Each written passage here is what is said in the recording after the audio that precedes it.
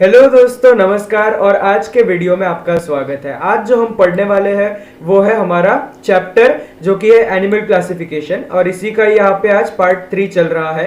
तो सभी लोग एकदम ध्यान से सुनिएगा आज जो जो बताने वाले, क्योंकि ये काफी इंपॉर्टेंट हिस्सा है।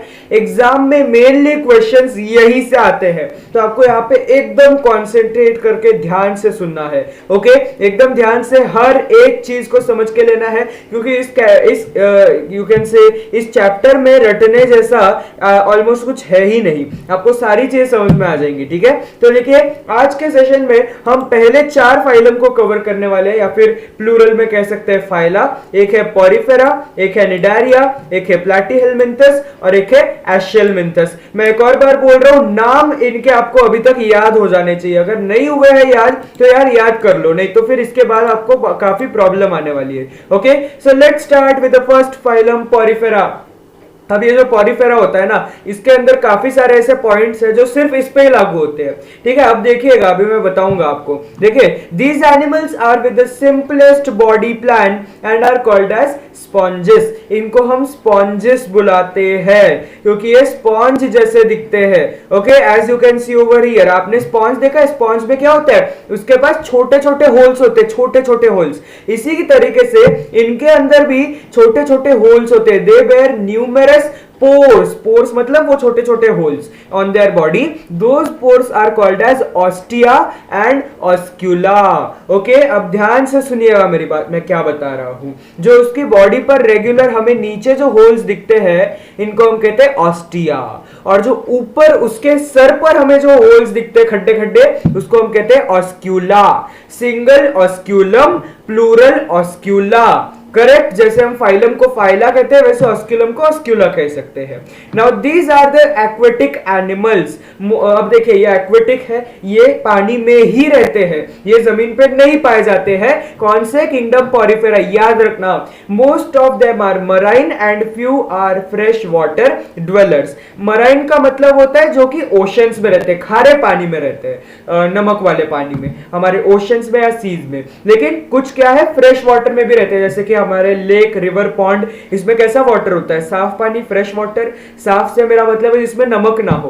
ओके, सो फ्रेश वाटर में रहते हैं। ड्वेलर मतलब जहां पे रहते हैं। Most of the animals have asymmetrical body. तो इसमें से ऑलमोस्ट सभी की बॉडी एसिमेट्रिकल होती है। आप गौर से देखिएगा, इसको कहां से भी आप काट के देख लो, आपको 2 बराबर हिस्से नहीं दिखेंगे। इसको आप कहीं से भी काट लो, आपको 2 परफेक्टली इक्वल हिस्से नहीं दिखेंगे। Okay, so that's why they have a asymmetrical body.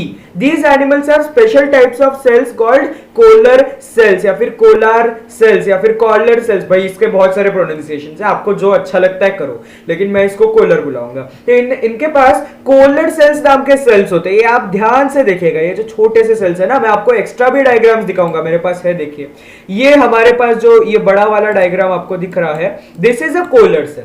तो कोलर सेल में आपको क्या दिख रहा है? कोलर सेल में आपको दिख रहा है ये मेन हिस्सा है जिस पे आपको कंसंट्रेट करना है। ये है फ्लैजेलम। फ्लैजेलम मतलब आपको वो स्पर्म का स्ट्रक्चर याद है? स्पर्म के पीछे क्या होता है, याद है ना? उसकी टेल, उसकी वजह से क्या होता है, वो स्पर्म जो है वो अपनी टेल को हिलाते हिलाते आगे बढ़ता है। बस इसके केस में थोड़ा सा उल्टा है, ये खुद आगे नहीं बढ़ता, ये किसी और को आगे बढ़ाता है। किसको आगे बढ़ाता है? तो वो है हमारा पानी। देखिए क्या होता है, these animals are always attached to substratum. अच्छा, ये पहले पॉइंट पढ़ लो, फिर उसके बाद मैं ये बताऊंगा कि ये कोलर सेल्स का क्या फायदा होता है। तो देखिए, ये हमेशा सबस्ट्रेटम से कनेक्टेड होते हैं। इसके नीचे वाला जो हिस्सा होता है ना, ये देखिए यहाँ पे आप देख सकते हैं, जो नीचे वाला हिस्सा है ना, इसको हम कहते हैं सबस्ट्रेटम। तो ये सबस्ट्रेटम से हमेशा कनेक्टेड होते हैं, और उसी वजह से क्या होता है, they do not show locomotion. Locomotion मतलब हिलना, तो वो हिल नहीं सकते ना, hence they are referred as sedentary animal. Sedentary का मतलब ही होता है जो हिल नहीं सकता। सिंपल सी चीज है, समझ लो। सेडेंटरी का मतलब होता है जो एनिमल हिल नहीं सकता, उसको सेडेंटरी कहते हैं। तो हम इसे सेडेंटरी एनिमल कहते हैं। They are spongy body supported by spicules और स्पॉन्जिन फाइबर्स। अब ध्यान से सुनिएगा मेरी बात। इसकी जो स्पंज वाली बॉडी होती है ना, जैसे हमारी बॉडी में स्केलेटन होता है बोन्स से बना हुआ, वैसे इनकी बॉडी में होते हैं स्पिक्यूल्स। ये जो स्पिक्यूल्स है ये इनका स्केलेटन होता है इनको सपोर्ट देने के लिए। Spicules are made up of calcium carbonate और सिलिका। इनके जो स्पिक्यूल्स होते हैं ना वो कैल्शियम कार्बोनेट से बना हुआ रहता है, CaCO3, डू यू रिमेंबर, और सिलिका, सिलिका मतलब सैंड के अंदर का जो पार्टिकल होता है उसको हम सिलिका कहते हैं। एट लास्ट ये मरीन एनिमल्स है तो उनके आसपास बहुत सारी सैंड होती है, सो दैट्स व्हाई वो सिलिका का भी इस्तेमाल कर लेते हैं इसमें। ओके, सो यहाँ पे हमारे पास एक और डायग्राम, अच्छा ये डायग्राम बाद में पढ़ना है। ओके, अब हम चलते हैं इस डायग्राम पे। अब देखिए क्या है, These animals feed upon small organisms taken in their body along with water.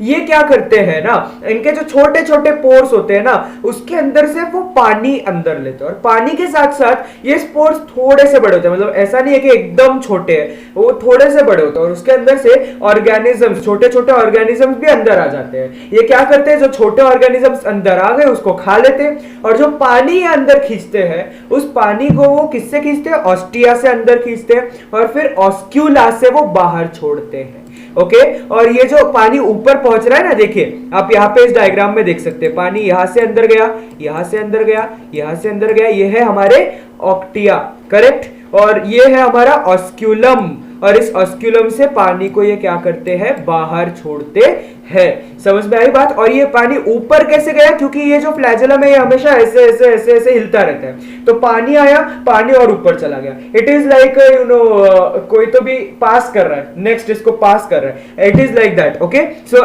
ये बात आपको शायद अभी समझ में आ गई होगी। अब देखिए एक और चीज है हमारे पास, these animals reproduce by budding। तो देखिए रिप्रोडक्शन भी बताना बहुत जरूरी होता है। रिप्रोडक्शन इनका सेक्सुअल भी होता है, एसेक्सुअल भी होता है। तो आपने अगर रिप्रोडक्शन चैप्टर नहीं पढ़ा, आपको नहीं समझ में आएगा, पहले वो पढ़ लो।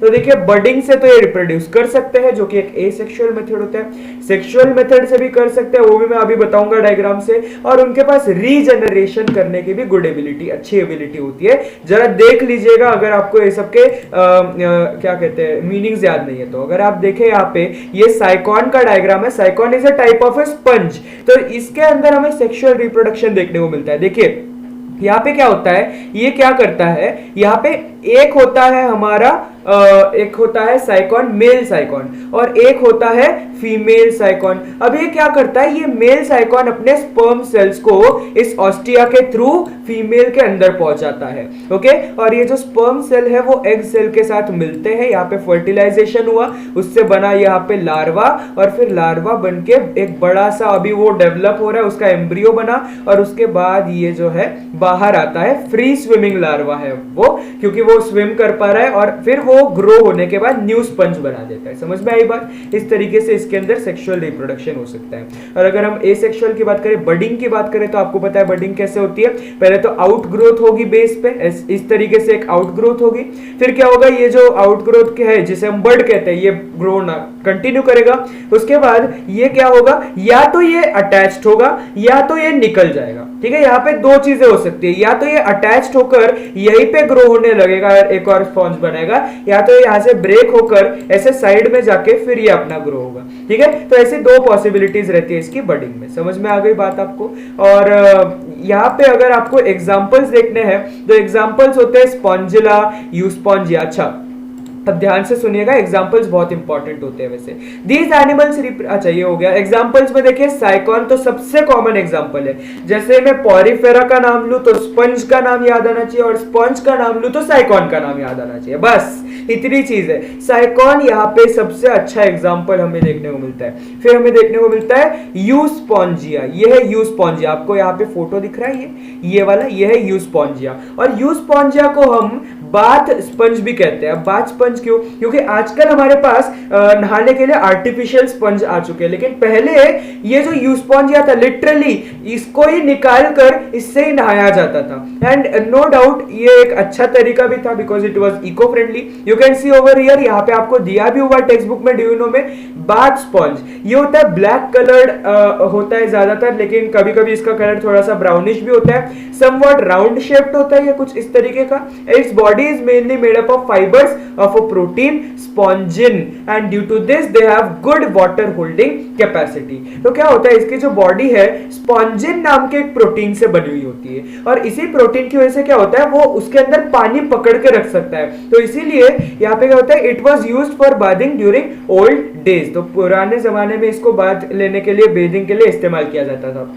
Besides, it was also used for manufacturing of pillows and cushions. तो pillows और cushions बनाने के लिए भी इसका इस्तेमाल किया जाता था, क्योंकि काफी सॉफ्ट होता है ये।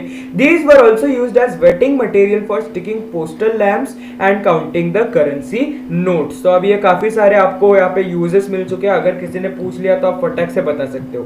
So I hope it is clear to all of you. अगर आप और एग्जाम्पल की बात करें तो एक है हायालोनेमा, जो कि आप यहाँ पे इसकी फोटो देख सकते हैं over here. Okay, so this is hyalonema, जिसे हम ग्लास रोप स्पॉन्ज भी कहते हैं। ये इस तरीके का दिखता है ये।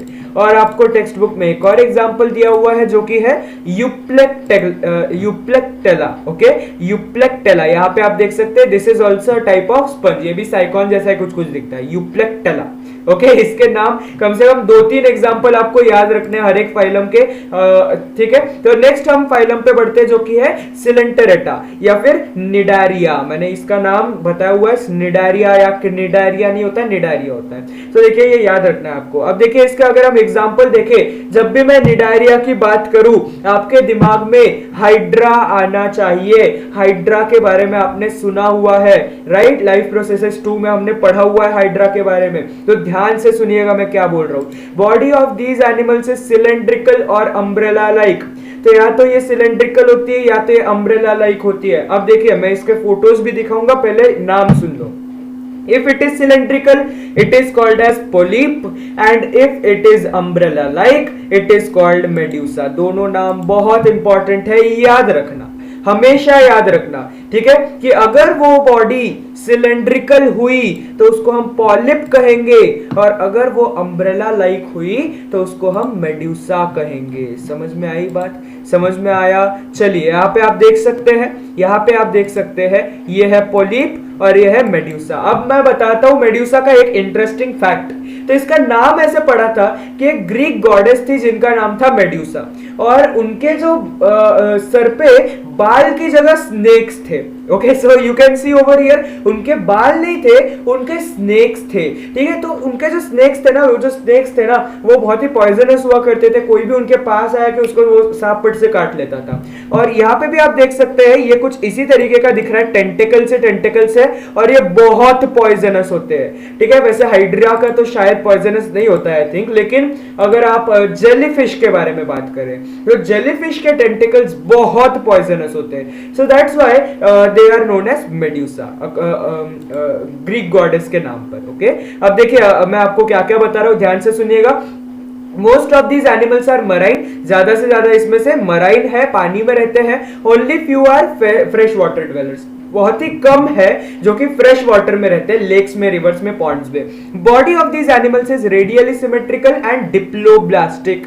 अच्छा, ये सब याद है ना टर्म्स? पिछला सेशन देखा है ना? नहीं देखा हो पहले देख लो, वो नहीं तो नहीं समझ में आएगा। तो देखिए, पहली चीज तो ये क्या है, डिप्लोब्लास्टिक है। ये जब एम्ब्रियो होता है, इसके पास 2 ही लेयर्स होती है, एक होती है बाहर की लेयर एक्टोडर्म, एक होती है अंदर की लेयर एंडोडर्म। बस 2 ही लेयर्स होती है, तीसरी जो मीजोडर्म होती है इन दोनों के बीच में, वो नहीं होती। ओके, एंड आपको दूसरी चीज आपको यहाँ पे देखने को मिलती है कि ये रेडियली सिमेट्रिकल है। अगर आप एक हाइड्रा को ले ले इस तरीके से, उसको कहीं से भी काटो ना, केक की तरह, याद है ना? मैंने बताया था रेडियली सिमेट्रिकल मतलब केक की तरह आप काट सकते हो, कहीं से भी काटो, उसके 2 इक्वल पार्ट्स हो जाएंगे। So these are radially symmetrical. अब देखिए, cnidoblast bearing tentacles are present around the mouth. अब ये ध्यान से सुनना, ये काफी इंपॉर्टेंट पार्ट है। इनका जो माउथ होता है, ठीक है, इनका जो माउथ होता है, यहाँ पे आप देखिएगा, ये है, ठीक है, ये है हमारा टेंटिकल्स। ओके, और इन टेंटिकल्स पे होते हैं नीडोसाइट्स, और उन नीडोसाइट्स पर होते हैं नीडोब्लास्ट। अब ध्यान से सुनिएगा मैं क्या बता रहा हूं। ये जो नीडोब्लास्ट होते हैं, इन नीडोब्लास्ट के अंदर होता है पॉइजन। क्या होता है बोलो? पॉइजन। ओके, तो ये अपने अंदर से, ये देखिए ये है, इसको ये जब एक्सप्लोड कर देते हैं तब ये ऐसे बाहर निकलता है। और फॉर एग्जांपल अगर इनको शिकार करना है तो वो शिकार करने के लिए इसको ऐसे जकड़ लेता है और जकड़ के उसके अंदर पॉइजन ही पॉइजन भर देता है। सो दैट्स व्हाई वो शिकार मर जाएगा। और अगर इनको डिफेंस करना है तो उसके लिए भी ये काम आएगा, राइट? तो इसी तरीके से हमें यहाँ पे नीडोब्लास्ट देखने को मिलता है जो कि पॉइजनस होता है, ये आपको याद रखना है। सो नीडोब्लास्ट बेरिंग टेंटिकल्स, टेंटिकल्स में क्या है? नीडोब्लास्ट है। टेंटिकल्स मतलब उसके जो ऐसे बाहर निकले हुए फिंगर लाइक प्रोजेक्शंस है उनको हम यहाँ पे टेंटिकल्स कह रहे हैं।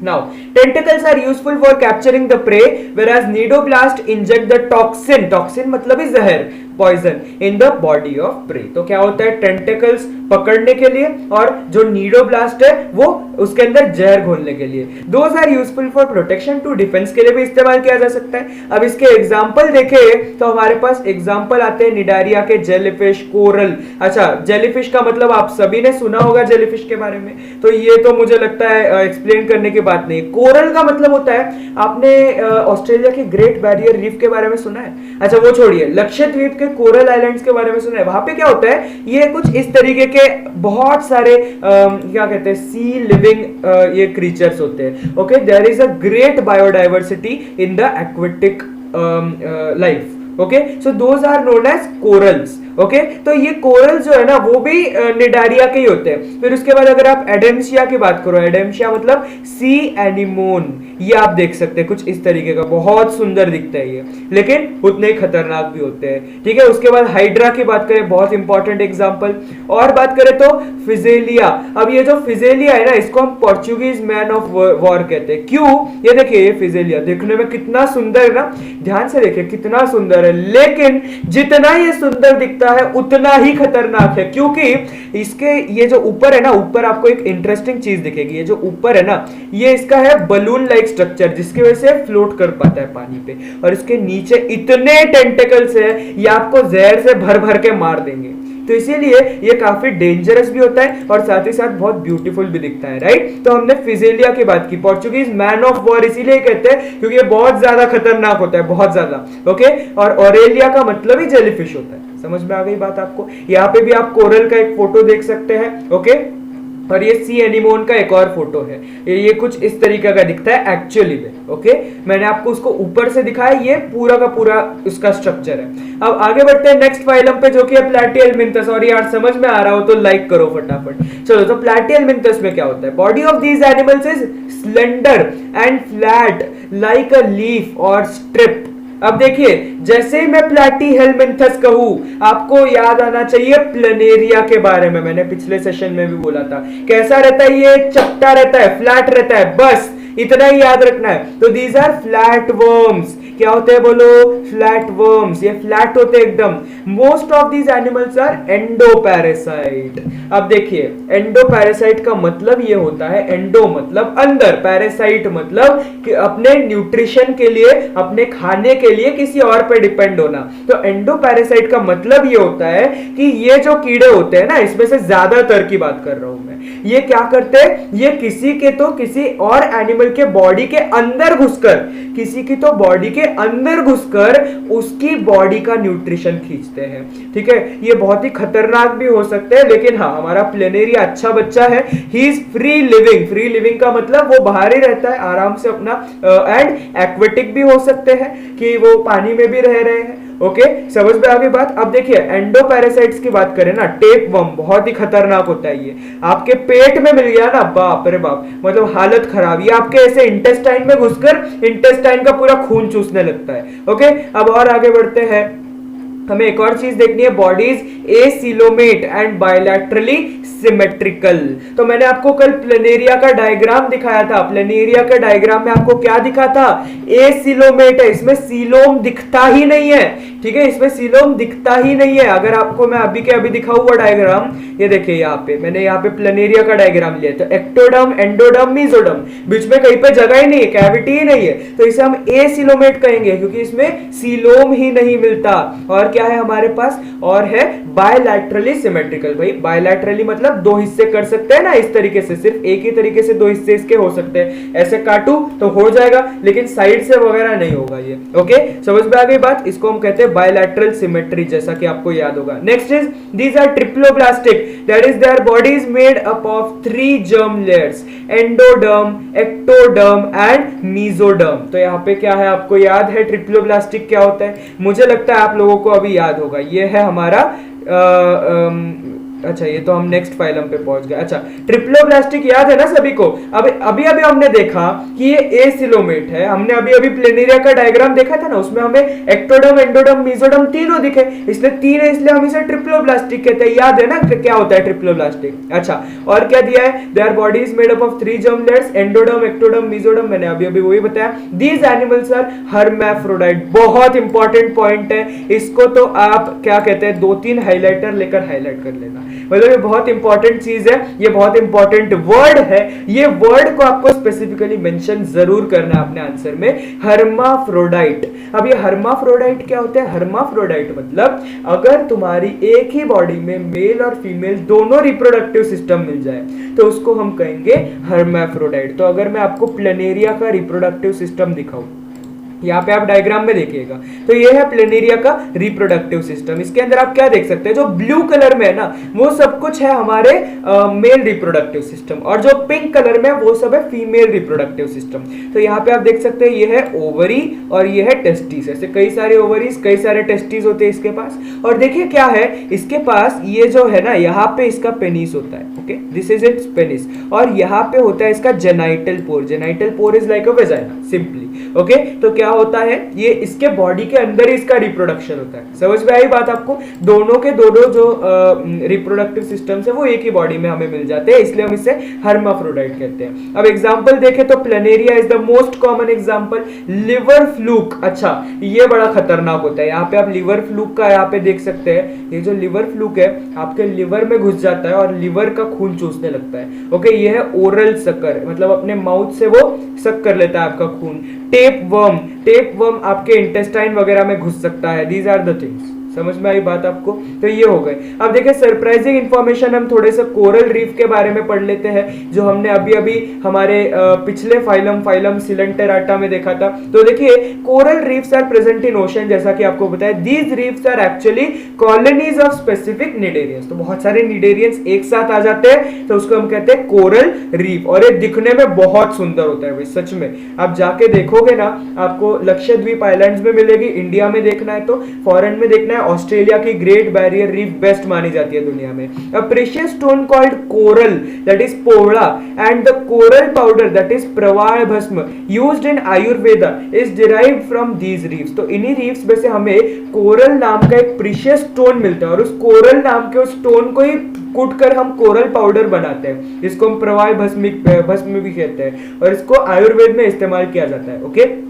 इसके बारे में आप इंटरनेट से और इंफॉर्मेशन निकाल सकते हैं। फिलहाल हम बढ़ते हैं हमारे आज के सेशन के लास्ट फाइलम पे, जो कि है फाइलम एस्केलमिंथस या फिर एस्केलमिंथस। इसका एक आप एस्केलमिंथस भी प्रोनाउंस कर सकते हैं, वैसे देयर इज नो डिफिकल्टी। अब देखिए क्या है, देखिए ये इस तरीके का कुछ दिखता है, इसको आपको याद रखना है। इसको इसकी जो बॉडी है ये कैसी होती है, लॉन्ग, थ्रेड लाइक और सिलेंड्रिकल। तो ये कैसा होता है, सिलेंड्रिकल होता है, ये राउंड होता है दिखने में, ठीक है। वो चपटा होता था, कौन सा वाला जो इसके पहले देखा, प्लैटियलमिंथस, लेकिन एस्केलमिंथस कैसा होता है, चपटा होता है बस। तो ऐसा याद रखो, ये होते हैं राउंड वर्म्स। क्या होते हैं बोलो, राउंड वर्म्स। देखिएगा These animals are either free living और एंडोपैरासाइट। तो या तो ये फ्री लिविंग होंगे, बाहर रहेंगे, या तो ये एंडोपैरासाइट होंगे, किसी की बॉडी में जाकर रहेंगे। ये भी काफी खतरनाक होते हैं वैसे।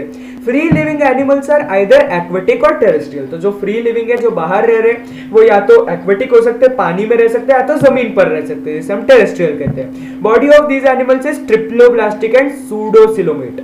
तो Aschelminthes is the only phylum to have pseudocoelomate body. याद है आपको सूडोसिलोमेट क्या होता है? यहाँ पे देख लीजिए आप, सूडोसिलोमेट में क्या होता है आपको याद होगा, ये है हमारा एक्टोडर्म, ये है हमारा एंडोडर्म, और एंडोडर्म के बाहर कवर नहीं है मीजोडर्म का। मीजोडर्म यहाँ पे आप देख सकते हैं, मीजोडर्म सिर्फ एक्टोडर्म के साइड में लगा हुआ है, एंडोडर्म के साइड में मीजोडर्म ही नहीं है। सो दैट्स व्हाई हम इसे फॉल्स बॉडी कैविटी या फिर सूडोसीलोम कहते हैं। समझ में आई बात? याद है ना आपको, मैंने ये बताया हुआ है, आपको ध्यान से सुनिएगा। और क्या है? ट्रिप्लोब्लास्टिक है भाई। 3 लेयर्स आपको दिख तो रही है ना, तीनों लेयर्स तो है ही उसके अंदर, एक्टोडर्म, एंडोडर्म, मीजोडर्म। बस वो क्या है कि मीजोडर्म जो है वो एंडोडर्म को सराउंड नहीं कर रही, बस एक्टोडर्म को ही सराउंड कर रही है, राइट। अब देखिए नेक्स्ट पॉइंट क्या है, बॉडी ऑफ दीज एनिमल्स, अच्छा ये हो गया, body of these animals is non segmented and covered with tough cuticle. तो देखिए नॉन सेगमेंटेड बॉडी एकदम प्लेन बॉडी होती है। ये देखिए आप यहाँ पे एक एशेलमिंथस के एक वर्म को देख सकते हैं, जिसे हम यहाँ पे देख रहे हैं, एस्कैरिस कहते हैं इसको। इसकी बॉडी आप देखिए, इसके ऊपर आपको सेगमेंट्स नहीं दिखेंगे, इसके ऊपर आपको पार्ट्स हुए नहीं दिखेंगे, एक सिंपल प्लेन बॉडी है, तो इसलिए हम इसे कहते हैं non segmented, covered with tough cuticle. अगर मैं आपको एक और डायग्राम दिखाऊं यहाँ पे, तो मेरे पास, यार किधर गया वो डायग्राम, एक सेकेंड, शायद मैंने निकाला था ना, नहीं है, कोई बात नहीं। तो देखिए क्या है, अभी सॉरी मैंने इस बार डायग्राम नहीं लाया, लेकिन इसके बॉडी के आसपास क्या होता है, एकदम टफ क्यूटिकल होता है। इसकी जो बॉडी वॉल होती है ना, बहुत टफ होती है, जिससे कि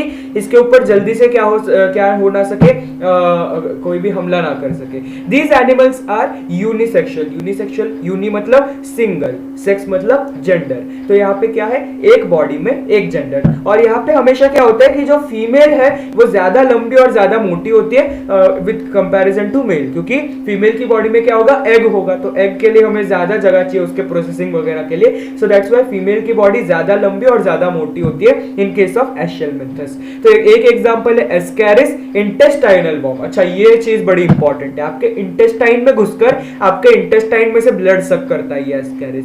फिर है फिलेरियल वर्म। अब ये सब बताएगा नहीं है कोई, मैं बता रहा हूं, आप ध्यान से सुनिए क्योंकि आपकी नॉलेज बढ़ने वाली है इससे।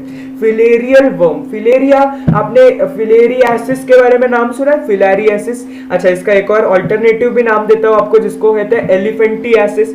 आपने सुना होगा मुझे लगता है। यहाँ पे क्या होता है, एलिफेंटियासिस में क्या होता है, जो हमारे, अगर किसी को एलिफेंटियासिस हो जाता है तो मोस्टली पैर या हाथ क्या हो जाते हैं, एकदम मोटे मोटे ऐसे जाड़े हो जाते हैं, ठीक है। वो उसके अंदर क्या होता है, देखिए ये आप ध्यान से सुनिएगा मैं क्या बोल रहा हूँ। ये जो एनिमल्स होते हैं ना, इनका जो एग्स होते हैं, इनके जो अंडे होते हैं ना, फॉर एग्जाम्पल मैं हूँ, ठीक है, मैंने जो है कुछ ऐसा गंदा खाना खा लिया जिसके अंदर ये सब थे, ठीक है। तो ये क्या होगा, ये जो एक second, okay sorry for that. अच्छा तो हम कहा थे, हम यहाँ पे थे कि अगर मैंने वो गंदा खाना खा लिया और मेरे अंदर क्या हो जाएगा, वो खाना खाने के बाद इसका जो अंडे है वो ब्लड स्ट्रीम में पहुंच जाएंगे, मेरे ब्लड में पहुंच जाएंगे। अच्छा अब मेरे आसपास मच्छर होंगे, मच्छर ने आके मुझको काटा, तो क्या होगा, मच्छर ने भी मेरे ब्लड से डायरेक्ट कांटेक्ट किया, क्योंकि मच्छर टाइम पास के लिए थोड़े ना काटेगा, मेरा खून चूसने के लिए तो काटेगा। तो मच्छर आया, मुझे काटा और मेरे अंदर से ब्लड सक किया। अब उस ब्लड के अंदर था इसका अंडा। अब देखिए अब क्या हुआ, अब इसके जो अंडे हैं वो उस मच्छर के अंदर है। अब मच्छर जाके किसी और को काटेगा, उसके ब्लड स्ट्रीम में उन अंडों को इंजेक्ट कर देगा और उसको भी ये अंडे, उसके भी ब्लड स्ट्रीम में ये अंडे आ जाएंगे। अब देखिए होता ये है कि ये जो अंडे होते हैं ना, ये क्या करते हैं, हमारे लिम्फेटिक सिस्टम को ब्लॉक कर देते हैं। बस इतना समझ लो, हमारे बॉडी में एक सिस्टम होता है जिसको हम कहते हैं लिम्फेटिक सिस्टम। ओके, इसके अंदर लिम्फ नाम का एक फ्लूइड होता है। ये सिर्फ इतना बेसिक सा बता रहा हूं मैं। तो ये जो लिम्फ नाम का फ्लूइड होता है ना, ये क्या हो जाता है हमारी बॉडी के अंदर, अगर ये क्या होता है ना, ये लिम्फेटिक सिस्टम को ब्लॉक कर देता है, और जहां से ये ब्लॉक कर देता है वहां पे जो लिम्फ है वो जमा होने लगता है, जमा होने लगता है, जमा होने लगता है, और इतना जमा हो जाता है कि हमारा जो बॉडी पार्ट है ना वो ऐसे मोटा हो जाता है, एकदम वो ऐसे एकदम मोटा हो जाता है। सो दैट्स व्हाई क्या होता है, इसको हम कहते हैं फिलेरियासिस, और ये बहुत ही डेंजरस है। और ये भी क्या है, ये भी एंडोपैरासाइट है, लोगों के बॉडी में जाकर ये रहता है। उसके बाद है लोआ लोआ। अब ये लोआ लोआ नाम तो बड़ा अच्छा लगता है, लेकिन बहुत खतरनाक होता है, बहुत खतरनाक, लिटरली। आई वर्म, ये क्या होता है पता है क्या, ये भी हमारे खाने से ही जाता है मैक्सिमम टाइम्स। ये क्या होता है, हमारे पूरे बॉडी के अंदर इसके जो एग्स है वो फैल जाते हैं, ग्रो होने लगते हैं, और हमारी आंखों के अंदर ये वर्म ग्रो होता है। लिटरली हमारी आंखों के अंदर ये वर्म ग्रोथ है। सो इतनी गंदी चीजें भी हमें देखने को मिलती है। एक तरफ याद करिए वो कोरल रीफ जो इतनी सुंदर दिखती है, और एक तरफ इन लोगों को याद करिए। तो छोड़िए इनके बारे में, ये सब याद करने की जरूरत नहीं है, बस एशेलमिंथस के एग्जाम्पल याद रहने चाहिए, हमारे लिए उतना ही काफी है। तो एक है हमारे पास लोआ, लोआ कुछ इस तरीके का दिखता है, ठीक है। हमारे पास इवन पिनवर्म नाम का भी एक वर्म होता है। और अगर हम देखें, हाँ, यूनिसेक्सुअल का मैंने यहाँ पे सिर्फ एक डायग्राम दिया हुआ है। सो thank you so much for watching. कल हम पढ़ेंगे और 3 फाइलम जो कि है एनालिडा, आर्थ्रोपोडा और मोलस्का। ये क्या क्या होता है इसके बारे में हम पढ़ेंगे। So thank you so much for watching. मिलते हैं अगले सेशन में। Until then, bye bye.